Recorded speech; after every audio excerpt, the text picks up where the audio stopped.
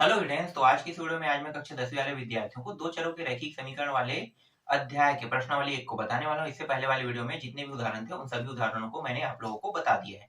तो इस वीडियो में प्रश्नावली के प्रश्न को देखेंगे। तो प्रश्नावली 1 के प्रश्न के अंदर कुछ प्रश्न दिए रहेंगे, है ना, उन प्रश्नों को हल करना है। तो प्रश्नावली 1 के प्रश्न में कहा गया है कि जितने भी प्रश्न यहाँ पे बताया जाएगा उन सभी प्रश्नों का समीकरण बनाने के लिए कहेगा।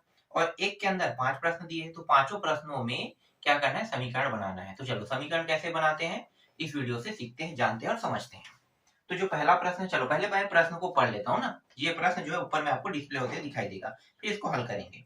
तो पहला जो प्रश्न है वो है, एक विद्यालय के क्रिकेट कोच ने 3 बल्ले और 6 गेंदे 3,900 रुपये में खरीदी। वहीं से उन्होंने एक बल्ला और 2 गेंदे 1,300 रुपये में खरीदी। तो अब इसको हल करते हैं। माना इसमें बल्ला और गेंद का जिक्र किया है ना, तो बल्ले और गेंद के बारे में ही यहाँ पे हमें बताना है। तो माना एक बल्ले, हाँ एक चीज याद रखना है ना, हमेशा हम जब भी किसी का मान रखते हैं तो एक से रखते हैं। तो एक बल्ले की कीमत, एक बल्ले की कीमत को x रुपया माने, है ना। अब एक गेंद भी रख लेते हैं, एक गेंद की कीमत बराबर y रुपया। ठीक है, इस प्रश्न में एक बल्ले और एक गेंद की कीमत यहाँ पे हमने रख दिया। एक गेंद और एक बल्ले की कीमत देख सकते हो, एक बल्ले की कीमत x रुपया और एक गेंद की कीमत y रुपया है। अब आगे प्रश्न क्या कह रहा है, जब मैं आगे प्रश्न को पढ़ता हूँ तो 3 बल्ले और 6 गेंद, तो ये जो आगे प्रश्न कह रहा है तो यहाँ पे मैं लिख लेता हूँ, तो 3 बल्ले और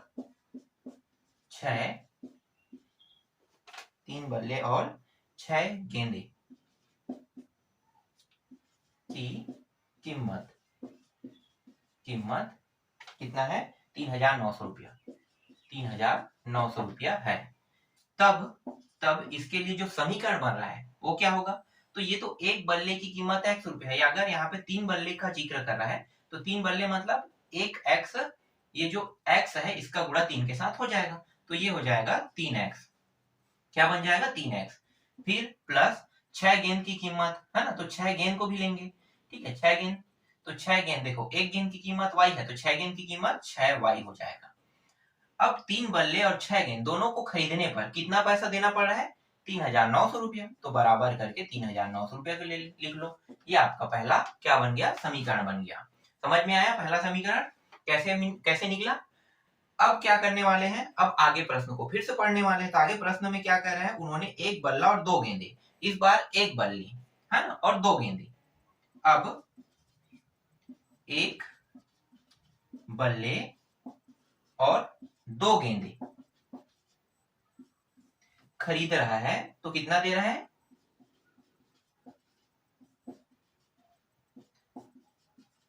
तो 1,300 रुपया। ठीक है, इस बार कितना दे रहा है, 1,300 रुपया दे रहा है। तो एक बल्ले मतलब x बस रहेगा।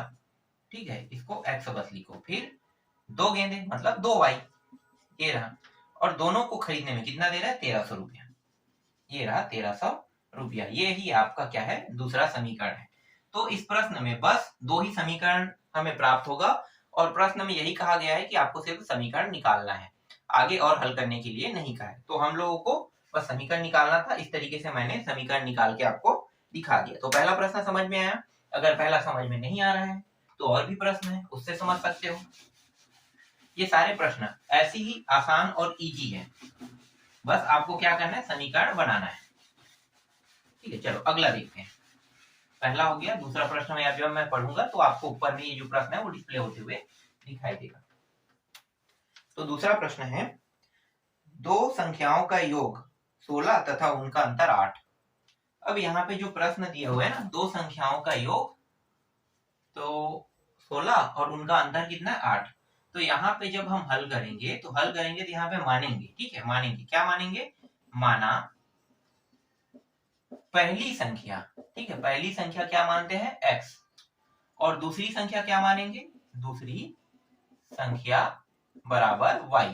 ठीक है, पहली संख्या को x मानेंगे, दूसरी संख्या को y मानेंगे। अब इन दोनों संख्याओं का योग कर देते हैं, पहली और दूसरी संख्या का। योग करने पर कितना आना चाहिए 16। तो प्रश्नानुसार पहली संख्या और दूसरी संख्या, तो x पहली संख्या हो गया और दूसरी संख्या क्या है y, दोनों का योग करने पर यहाँ पे 16 प्राप्त हो रहा है। ये रहा आपका पहला समीकरण। आगे प्रश्न क्या कह रहा है, आगे प्रश्न कह रहा है अगर इन्हीं दोनों का अंतर निकाला जाए, अंतर मतलब घटाना होता है ना, अंतर जब किसी का निकाला जाता है तो उसके बीच में कितना डिफरेंस आता है, ठीक है, जिसे हम क्या कहते हैं घटाते हैं। तो यही जो दोनों संख्याएं हैं अगर इनका डिफरेंस निकाला जाए तो कितना आना चाहिए 8 आना चाहिए। तो x माइनस वाई बराबर 8, ये रहा आपका दूसरा संख्या। समझ में आ गया, सॉरी दूसरा संख्या कह रहा दूसरा समीकरण, ठीक है। तो बस इतना ही इसमें करना था, इससे ज्यादा और कुछ करने की जरूरत नहीं है। तो इस तरीके से दो प्रश्नों को मैंने आपको बहुत ही आसान और इजी वे में बता दिया, ठीक है। आगे के प्रश्नों को देखते हैं। तीसरा प्रश्न, जैसे जैसे आगे बढ़ते जाएंगे आपको और अच्छे से प्रश्न जो है वो समझ में आने लगेगा। जो भी डाउट है वो इस वीडियो से पूरा क्लियर हो जाएगा, ठीक है। चलो तीसरा प्रश्न देखते हैं।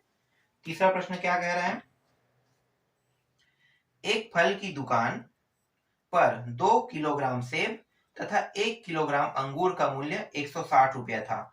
उसी दुकान पर 4 किलो सेब व 2 किलो अंगूर का मूल्य 300 रुपये था। तो चलो इसको भी हल करते हैं। यहाँ पे सेब और अंगूर का जिक्र किया है ना, तो हल जब करेंगे तो हमारा जो मेन टॉपिक बनेगा वो सेब और अंगूर से बनेगा, है ना। तो यहाँ पे लिख लेते हैं 1 किलो सेब, या सेब को किलोग्राम में बता रहे हैं ना, तो सेब की कीमत, ठीक है, सेब की कीमत यहाँ पे क्या रखेंगे x रुपये, और अंगूर की कीमत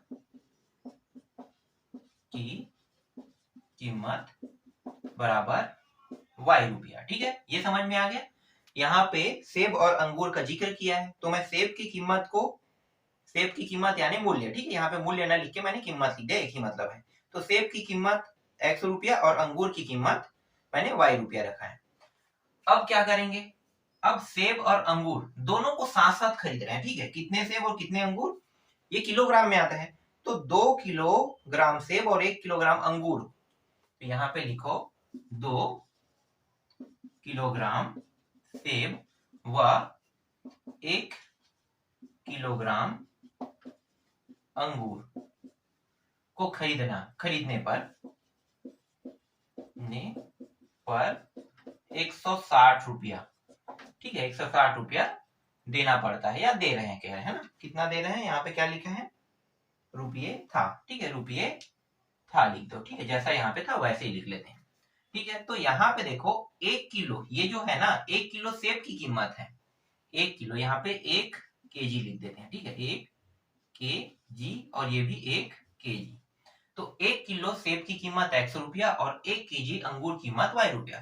तो यहाँ पे 2 केजी आ रहा है, देखो यहाँ पे कितने केजी आ रहा है 2 केजी, तो 2x, ठीक है, फिर प्लस 1 किलो अंगूर की कीमत क्या है y, तो y, और दोनों को एक साथ खरीदने पर, एक ही दुकानदार से खरीदा जा रहा है, तो कितना दे रहा है 160 रुपया दे रहा है। तो ये रहा आपका पहला समीकरण, ठीक है। पहला समीकरण समझ में आ गया कैसे निकला। अब दूसरा समीकरण निकालते हैं। जब आगे इसी प्रश्न को पढ़ेंगे तो 4 किलो, अब कह रहा है 4 केजी मतलब 4 किलोग्राम सेब व 2 किलोग्राम अंगूर, ठीक है, 2 किलोग्राम अंगूर खरीदने पर इस बार 300 रुपये था, ठीक है, 300 रुपये है या 300 रुपये था, जो भी लिखना है लिख सकते हो, ठीक है। तो 300 रुपये था, तो देखो 4 किलो मतलब 4x है, ठीक है। 1 किलो सेब की कीमत कितना है x है, तो 4 किलो सेब की कीमत कितना होगा 4x।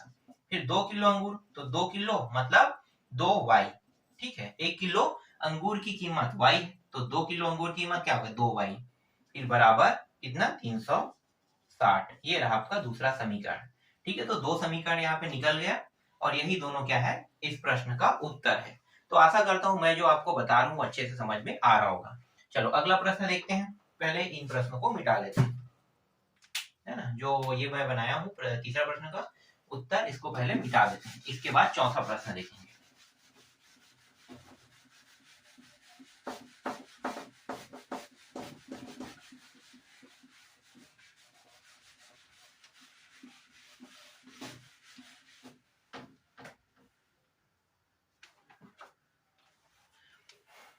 चौथा प्रश्न देखो, नरेश ने अपनी पुत्री से कहा कि 7 साल पहले मेरी आयु तुम्हारी आयु से 7 गुना थी और अब से 3 साल बाद मेरी आयु तुम्हारी आयु से 3 गुना हो जाएगी। तो इसका मतलब क्या है? इसका मतलब ये होता है, चलो मैं आपको डिटेल से बताता हूँ। ऐसे प्रश्न बहुत मजेदार होते हैं। एक होता है भूतकाल, होता है ना, काल को भी जानना बहुत जरूरी है, भूतकाल।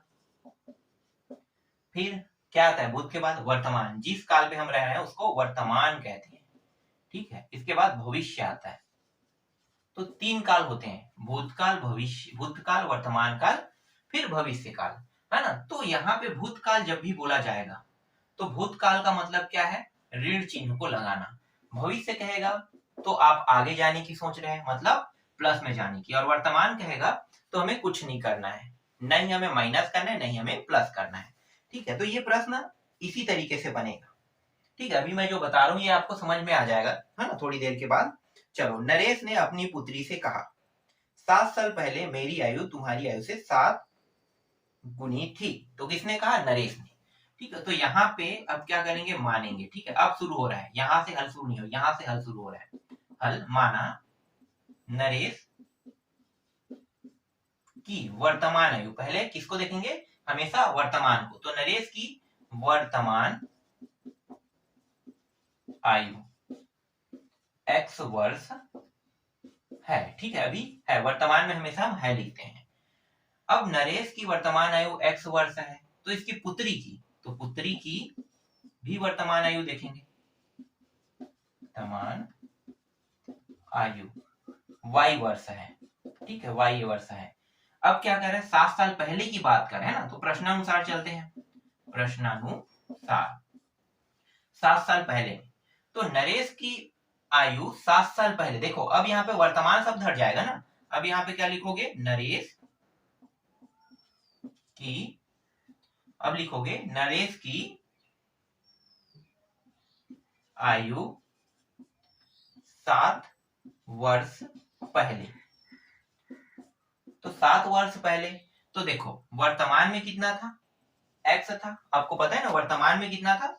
x था। अब वर्तमान से मैं भूतकाल में जाऊंगा, पीछे जाऊंगा, तो ये 7 साल क्या हो जाएगा? यहाँ पे पीछे में लग जाएगा, मतलब माइनस में, ठीक है। तो देखो यहाँ पे भूतकाल पे जाने पर क्या लगाना है आपको? माइनस लगाना है। और कितना वर्ष पीछे जाने की बात करें? 7 वर्ष। तो 7 माइनस 7 वर्ष पीछे जा रहा है, तो x में 7 वर्ष, मतलब वर्तमान आयु से हम 7 साल पीछे जा रहे हैं। तो ये हो गया नरेश की आयु जो है 7 वर्ष पहले x माइनस 7 वर्ष थी, ठीक है, 7 वर्ष थी, ठीक है, इस तरीके से। अब पुत्री के भी आयु में जाते हैं, तो पुत्री की आयु 7 वर्ष पहले, ठीक है, पुत्री की आयु पर भी 7 वर्ष पहले जाएंगे। तो वर्तमान में तो y था, तो -7, तो पुत्री के आयु भी y माइनस 7 वर्ष थी, ठीक है। दोनों की आयु में पीछे जा रहे हैं। अब आगे क्या कह रहा है प्रश्न? आगे कह रहा है कि नरेश की आयु उसकी पुत्री की आयु से 7 गुना थी, है ना। तो यहाँ पे यही कह रहे हैं, देख लेते हैं एक बार पढ़ के। 7 साल पहले मेरी आयु तुम्हारी आयु वाले है ना, तुम्हारी आयु से 7 गुनी थी। तो यहाँ पे अब नीचे में लिखेंगे, ये प्रश्नानुसार गलत हो गया, नीचे लिखते हैं, ठीक है, ये हो गया। यहाँ पे प्रश्नानुसार आना चाहिए, ठीक है, प्रश्नानुसार, ठीक है, प्रश्नानुसार यहाँ का टॉपिक है। अब नरेश की आयु देखो, नरेश की आयु, ठीक है, नरेश की कौन सी आयु? 7 वर्ष वाली, है ना। तो यहाँ पे आपको लिखना होगा कि 7 वर्ष वाले जो आयु है, तो नरेश की आयु बराबर, ठीक है, नरेश की आयु बराबर पुत्री की आयु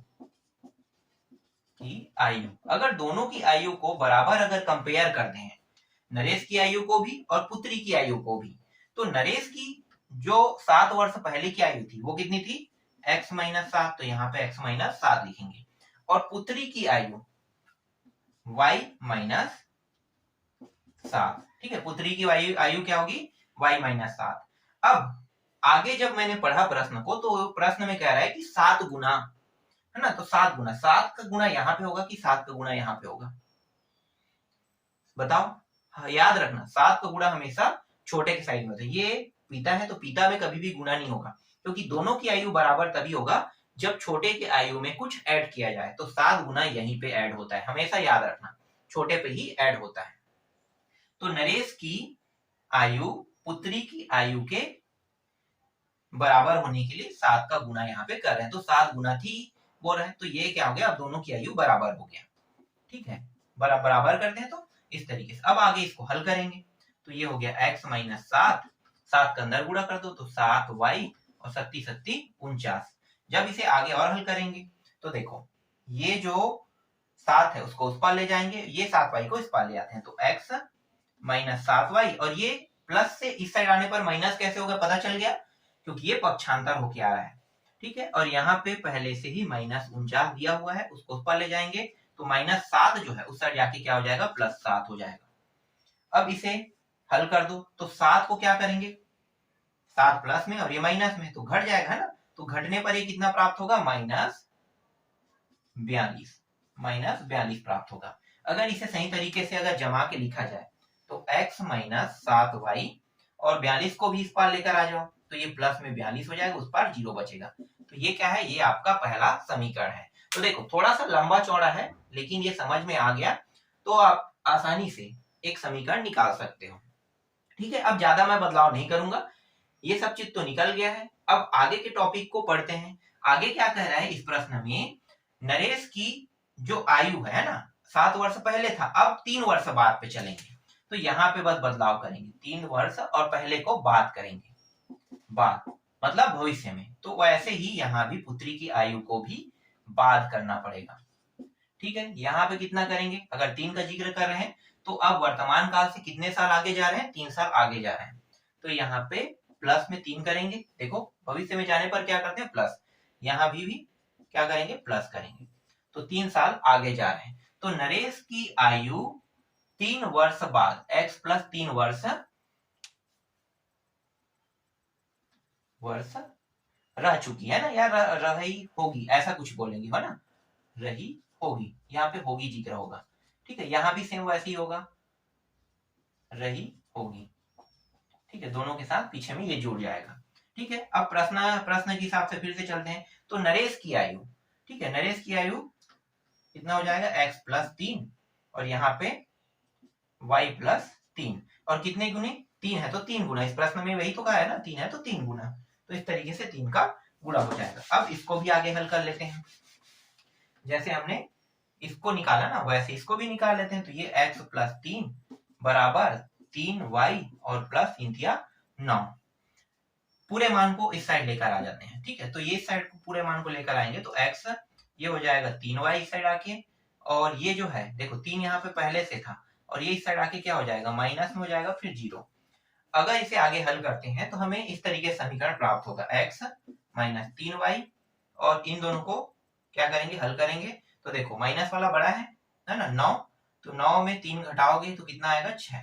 तो ये रहा आपका दूसरा समीकरण, और यही दोनों समीकरण इस प्रश्न में निकालने के लिए कहा गया था। ये जो प्रश्न है ये आयु से संबंधित प्रश्न है। ऐसे प्रश्नों को अगर ध्यान से ना देखा जाए तो ये बहुत ज्यादा पेचीदा रहता है। मैंने जैसे अभी आपको समझाया, आशा करता हूँ ये प्रश्न आपको अच्छे से समझ में आ गया होगा। समझ में नहीं आएगा तो ये बहुत ज्यादा टफ हो जाता है, क्योंकि इससे संबंधित प्रश्न भी एग्जाम में आने वाले हैं, आने वाले भी रहते हैं और आते भी हैं। ठीक है, तो वार्षिक पेपर में ऐसे प्रश्न आते रहते हैं, और 4-5 नंबर में। ये तो छोटा, ये नहीं आएगा, यहाँ से नहीं आता, दूसरे जगह से प्रश्न आएगा, लेकिन जब तक कि आप इसे नहीं समझोगे तब तक के ये प्रश्न नहीं बनेगा। तो 2 समीकरण निकालना था, दोनों समीकरण निकाल लिए, ये थोड़ा सा पेचीदा वाला था ना। चलो आगे देखते हैं, अब 5वां प्रश्न।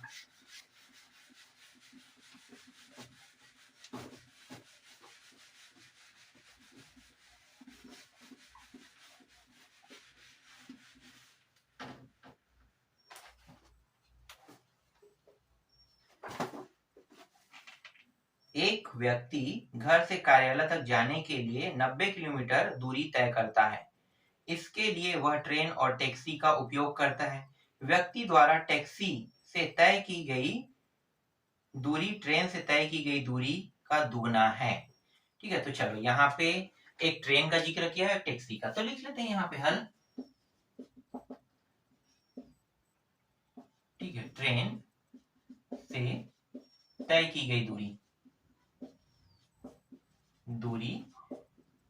x kilometre. ठीक है, x किलोमीटर, मैं यहाँ पे केजी लिख रहा हूँ, किलोमीटर। और टैक्सी से तय की गई दूरी y किलोमीटर। ठीक है, ट्रेन से तय की गई दूरी को हमने x किलोमीटर माना और टैक्सी से तय की गई दूरी को हमने y किलोमीटर माना। जब ट्रेन और टैक्सी दोनों से तय करता है ना दूरी, तब 90 किलोमीटर चलता है। तो यहाँ पर डायरेक्ट मैं लिख देता हूँ प्रश्नानुसार,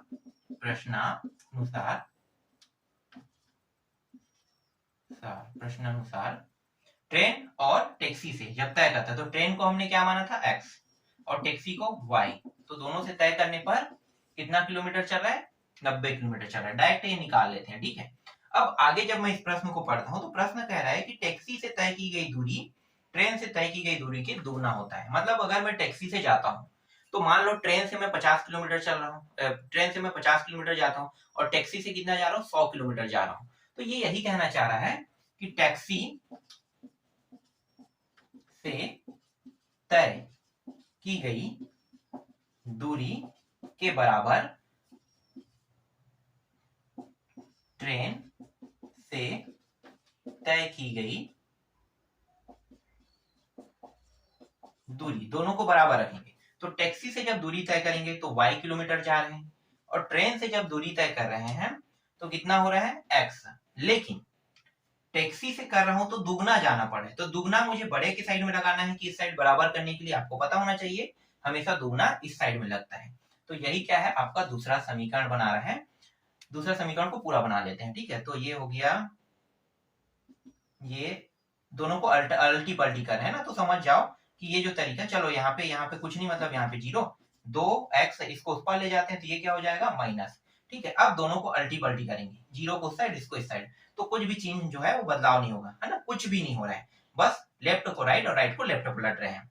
तो ये 2x माइनस वाई बराबर 0, ये रहा आपका दूसरा समीकरण। तो इस तरीके से पहला और दूसरा दोनों समीकरणों को मैंने निकाल के आपको बता दिया।